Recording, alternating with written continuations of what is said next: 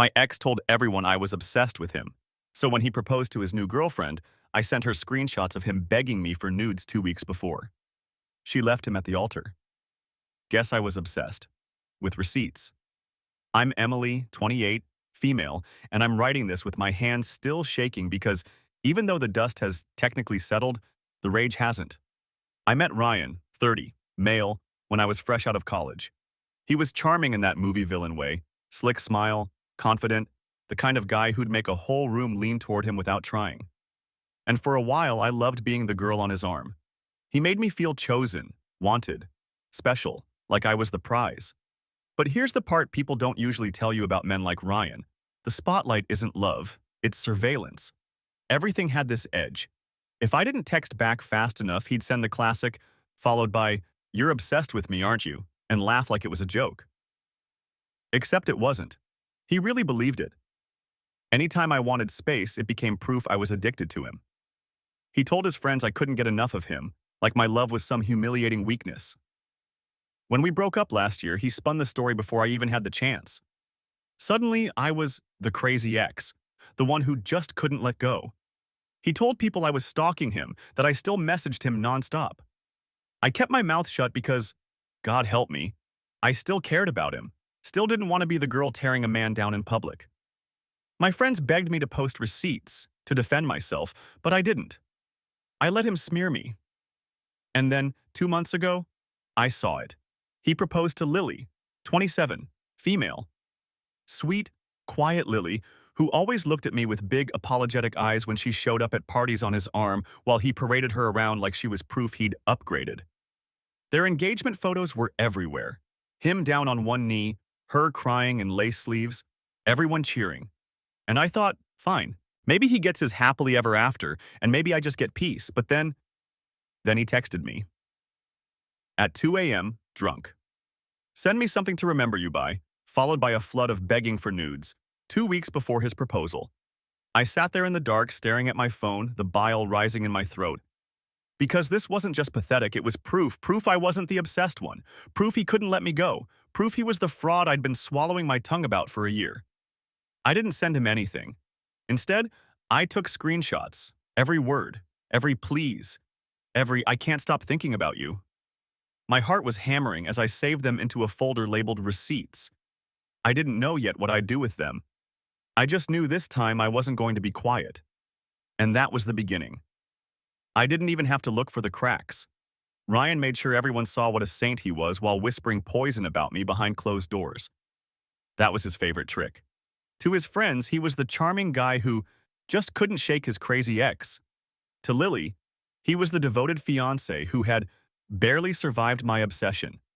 And to me, he was still in my phone at 2 a.m., begging for pictures he swore he couldn't stop thinking about. Here's the thing about Lily. She and I weren't friends, but we weren't strangers either. We had mutuals. I'd run into her a handful of times at parties back when Ryan and I were still together.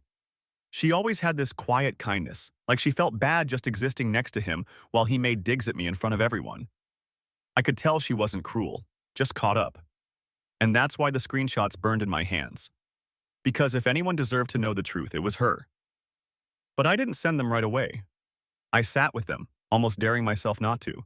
Part of me thought, what if she doesn't believe me? What if she joins the chorus calling me obsessed, unhinged, jealous? What if I make it worse?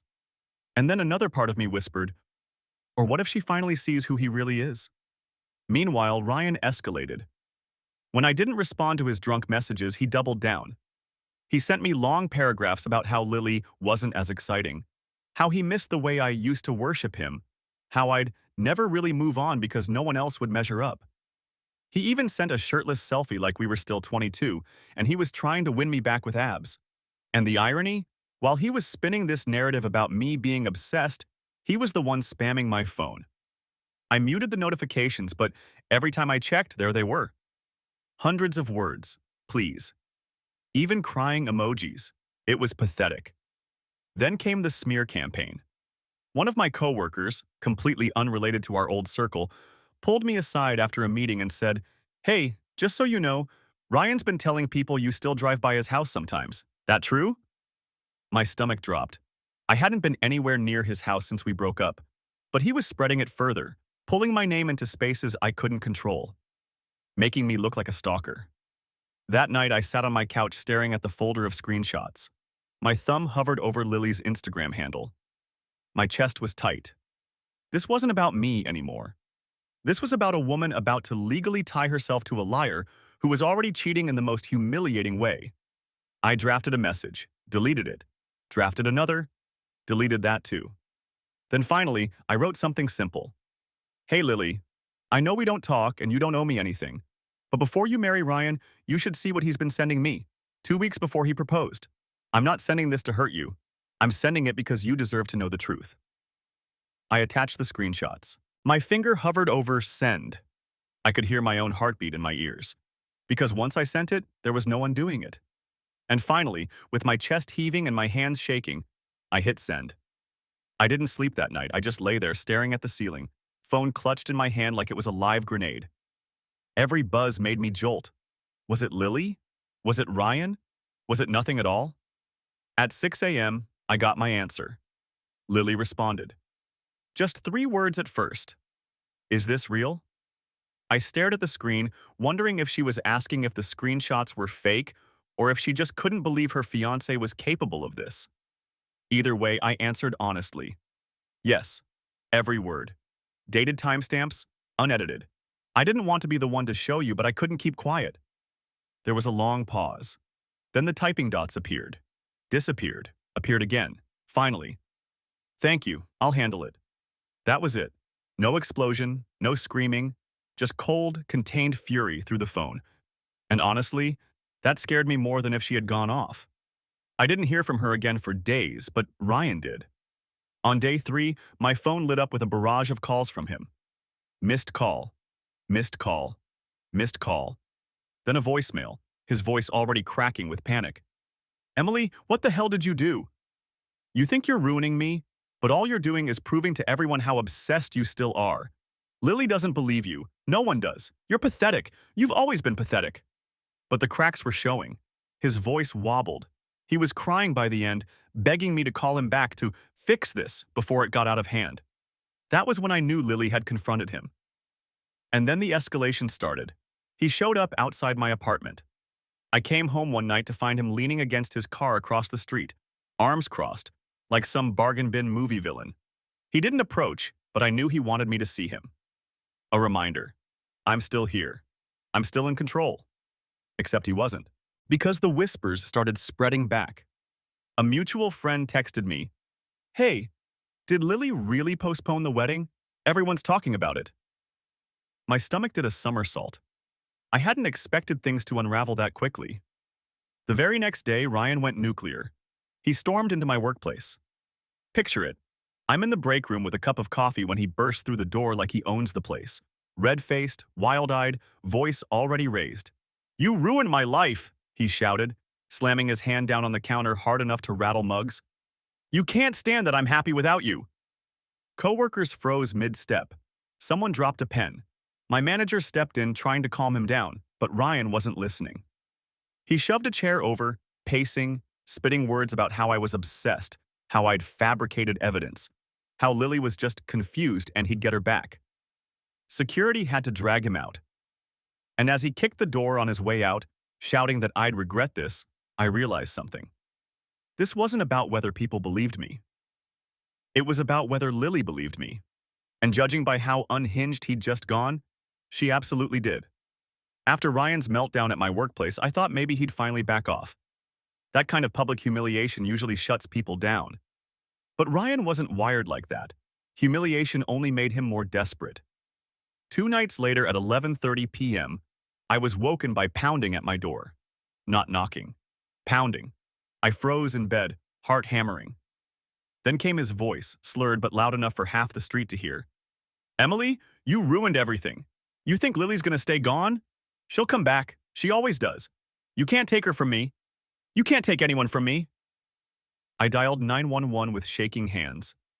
By the time the cops arrived, Ryan had slumped down against my door, crying like a child. When they pulled him up, he screamed my name like it was some tragic love story instead of what it was, pathetic harassment. They warned him, told him to leave me alone. He sneered at me over his shoulder as they walked him to the car. But here's the kicker. The next morning, his Instagram was full of damage control.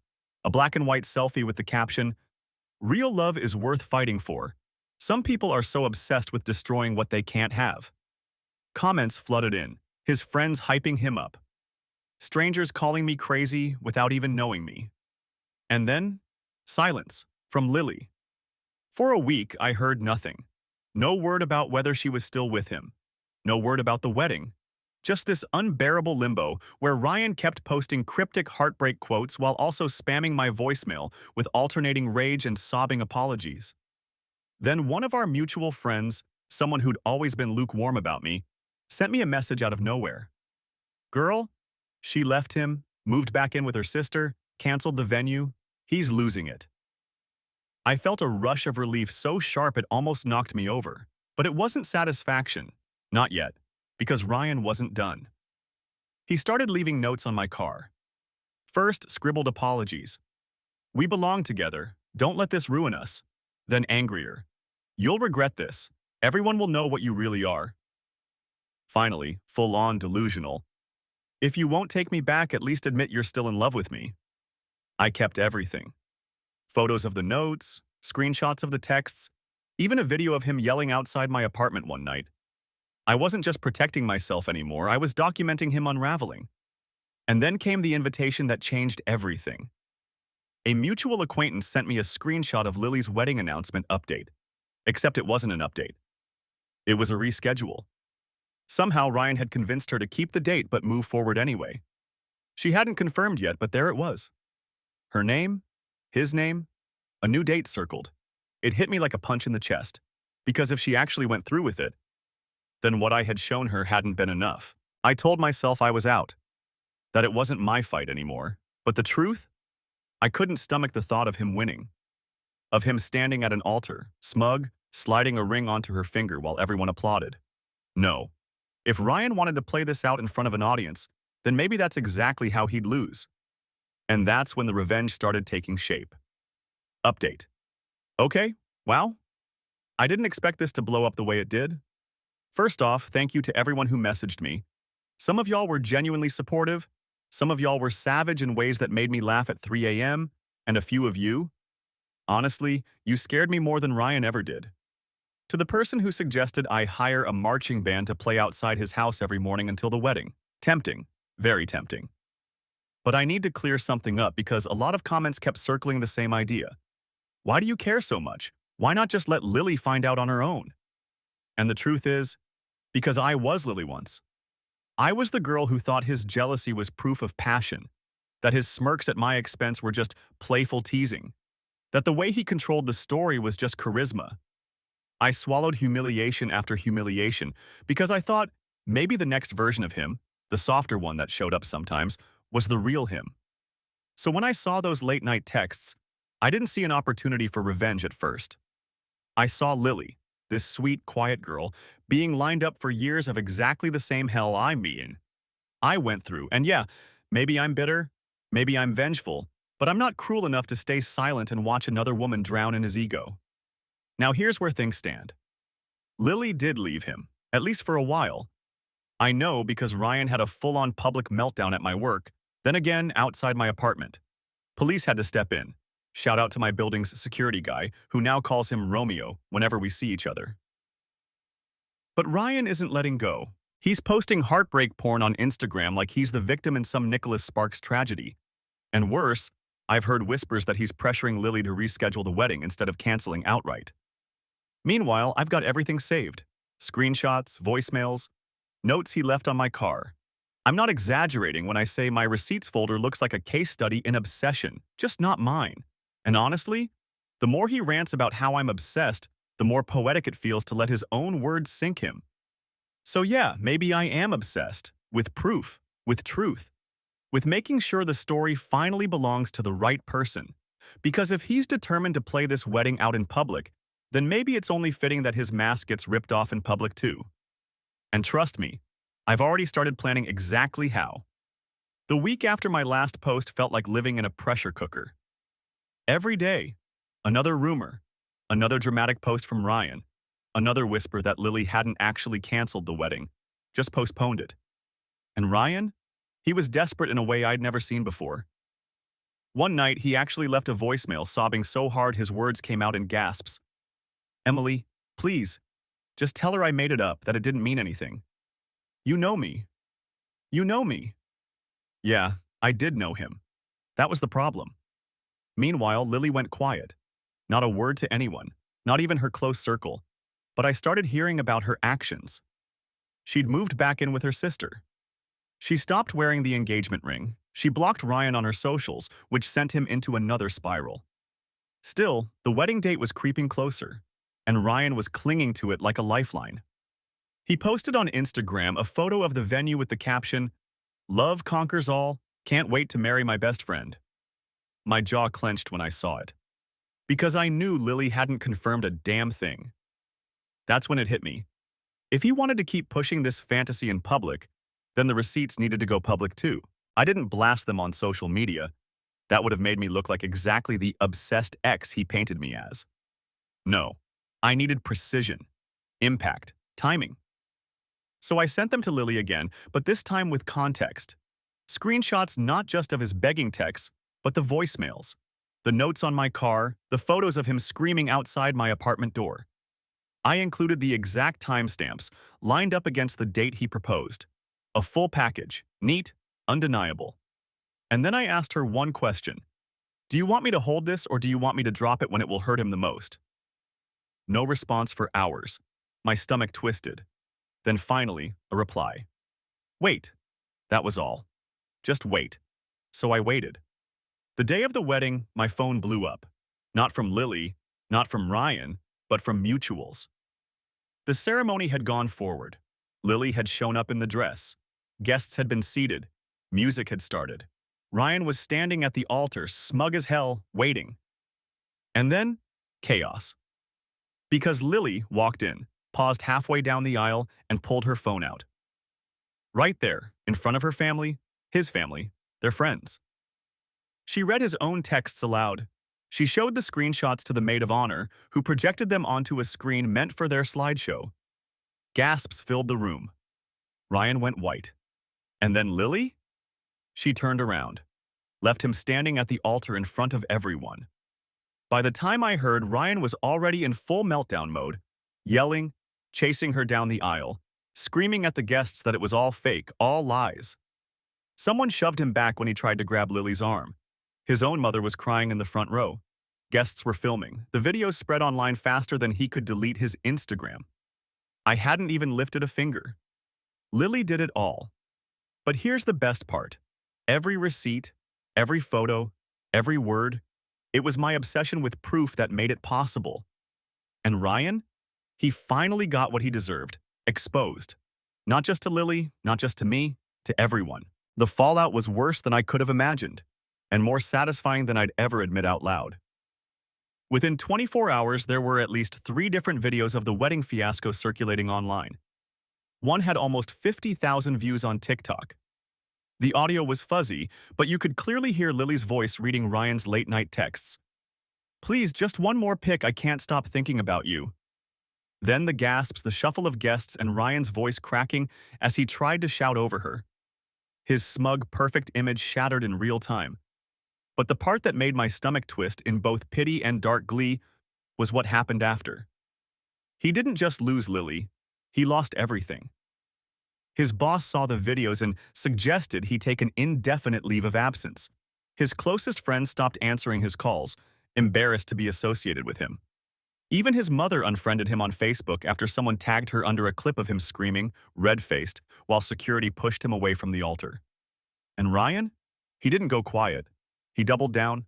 My phone exploded with messages, half rage, half desperate bargaining. You ruined my life, Emily. You'll never be happy without me, you know that. You're nothing without me. Then minutes later, please just tell them it wasn't real. Say you made it up. I'll forgive you if you just fix this. The whiplash was exhausting. I blocked him on everything, but then he made new numbers, burner accounts, even tried emailing me from a work address he clearly wasn't supposed to use. Meanwhile, Lily finally reached out. A short, clipped message at first. Thank you. I don't know if you meant it for me or for revenge, but either way, you saved me. That hit harder than I expected. Because yeah, revenge tasted sweet, but the truth was I had wanted her free.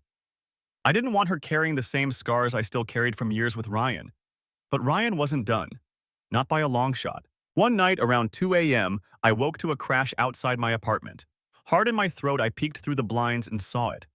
Ryan kicking the side of my car, denting the door with his boot. His face was twisted, wild, veins bulging in his neck. By the time police arrived, he was gone, but the damage wasn't. That was the breaking point. I wasn't just the ex with the receipts anymore. I was the target of his unraveling. I filed for a restraining order the next morning. Showed the cops everything, the texts, the voicemails, the notes, now the vandalism. The officer flipped through my stack of evidence and muttered, "Jesus Christ, this guy's a ticking time bomb." And I believed it. Because Ryan wasn't just embarrassed, he was humiliated, exposed, alone. And the only thing left for him to cling to was his obsession with me. Update 2. So, yeah, that escalated. I knew the wedding fallout would be ugly, but I didn't realize just how fast the videos would spread. To the people tagging me in clips on TikTok and Twitter, thanks, I guess? My stomach still knots every time I hear Ryan's voice cracking on repeat, but there's also a sick kind of closure in watching his mask slip for the whole world to see. And to whoever commented, "Girl, you didn't ruin his wedding, you just handed Lily the mic. He ruined it himself." I've been replaying that in my head all week. Because you're right, I didn't drag him to the altar with dirty secrets in his pocket. He did that all on his own. But some of y'all, Jesus, the creativity is unmatched. One person said I should have hired a skywriter to spell out "send nudes" over the church. Another said I should mail framed screenshots to his mom. She already unfriended him on Facebook, so maybe she doesn't need the reminder, lol. Here's the serious part, though. Ryan hasn't stopped. He's gone from crying voicemails to straight up vandalizing my car. Yeah, that wasn't just paranoia. I caught him on camera kicking my door in like a drunk soccer player at 2 a.m. The police have the footage. The restraining order is in process, and I'm officially exhausted. Some of you messaged me saying, "Don't let him bait you into playing his game," and I needed to hear that. Because the truth, I was starting to spiral. Every new text, every voicemail, every burner account he made, it all kept me tethered to him when all I wanted was to cut the cord. The restraining order feels like the first real pair of scissors in my hand. As for Lily, she texted me again. This time a little longer. She said she's staying with her sister, she's done for good, and she doesn't plan on ever speaking to Ryan again. She also said, "I don't know if you realize it, but you saved more than just me. You saved yourself too." I don't know if that's true yet, but maybe one day it will be. For now, I'm trying to breathe, to sleep without flinching at every sound, to look at my car without seeing his boot print. And to Ryan, because I know you're probably lurking here under some throwaway account, this is the last time you'll see me write your name. You don't get to own the story anymore. Receipts closed, case closed. Courtrooms are supposed to feel sterile, orderly, controlled. But when Ryan walked in for the restraining order hearing, it felt like the chaos of the last few months had followed him straight into that room. I sat on the wooden bench, palms slick against my skirt, evidence folder balanced on my knees. Across from me, Ryan was pacing, jaw tight, hair messy in a way that wasn't stylish, just frantic. He kept muttering under his breath, shooting glances at me like daggers. When his lawyer tried to calm him, he shoved the man's hand off his shoulder. The judge walked in, and for a second silence fell. I laid out everything. The screenshots, the voicemails, the car damage photos, the security footage of him screaming outside my apartment. My voice trembled, but the evidence didn't. It was damning, undeniable. When it was Ryan's turn, he lost it. "She's obsessed with me," he shouted, slamming his fist on the table. "She's been obsessed since the day we broke up. She's stalking me. This whole thing is fabricated." The judge's eyebrows shot up, unimpressed. "Sir, shouting accusations is not evidence." But Ryan couldn't stop.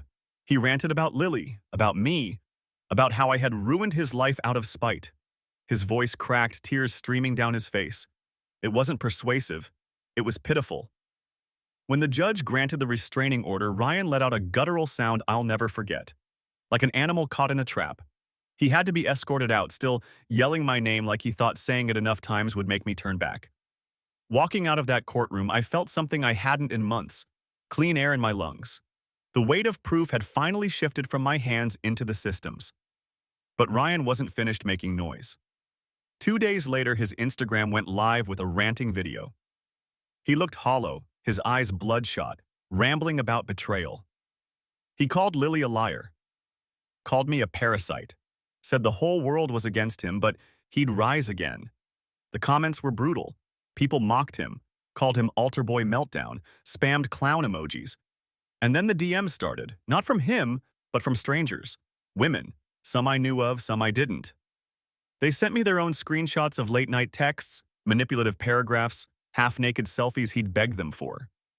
It wasn't just me. It wasn't just Lily. He'd been running this pattern with everyone. And that's when I realized I hadn't just exposed him for myself. I'd cracked the dam. For the first time, his obsession wasn't my problem anymore. It was his. It's strange how silence can feel louder than chaos. After months of Ryan's constant noise, texts, calls, pounding at my door, Instagram rants, his absence felt almost unreal. Like I'd been living in a storm so long that when the sky finally cleared, I didn't trust the stillness, but it did clear. The restraining order held. He lost his job after the wedding videos tanked his reputation. Friends cut him off. And Lily? She disappeared from his orbit completely. I started to piece myself back together. Small things at first, driving my car without checking the mirrors every 30 seconds, sleeping with my phone face down instead of clutched in my hand, laughing without that guilt-heavy thought of, what if he hears I'm happy? And then one morning I got a package, no return address. My stomach flipped, but I opened it anyway. Inside was a photo frame, the kind couples buy to showcase their wedding pictures. But instead of a photo, it was stuffed with crumpled scraps of paper. Ryan's notes, the ones he'd left on my car, torn and jammed behind glass. It wasn't from him. It was from Lily. A single line written on the back, "Thought you might want the last word, L." I sat on my floor, staring at it. The frame felt heavy in my hands, heavier than it should have. All his pathetic, furious scrawls preserved like some twisted time capsule. My first instinct was to smash it, but then I laughed, really laughed, because suddenly it didn't look scary anymore. It looked pathetic, childish, powerless. That night, I built a fire in the little fire pit on my balcony. I pulled the papers out one by one, read his words for the last time. "We belong together. You'll regret this. Admit you're still in love with me," and fed them to the flames. Watched them curl and blacken until nothing was left but ash. I kept the frame, though. Not as a shrine, God no, but as a reminder. It hangs empty on my wall now. A blank space where his words used to be. My friends joke that I should put a receipt in there since I was obsessed with receipts. And maybe one day I will. Because the truth is, I was obsessed. Not with Ryan, not with revenge, but with the truth, with proof, with refusing to be erased by his lies. And in the end, that obsession saved me, saved Lily, maybe even saved all the other women who came forward after. Ryan once told everyone I couldn't let go of him. Maybe he'll keep telling people that until the day he dies. But here's the reality. I didn't hold on. I burned it. And he's the one still choking on the smoke.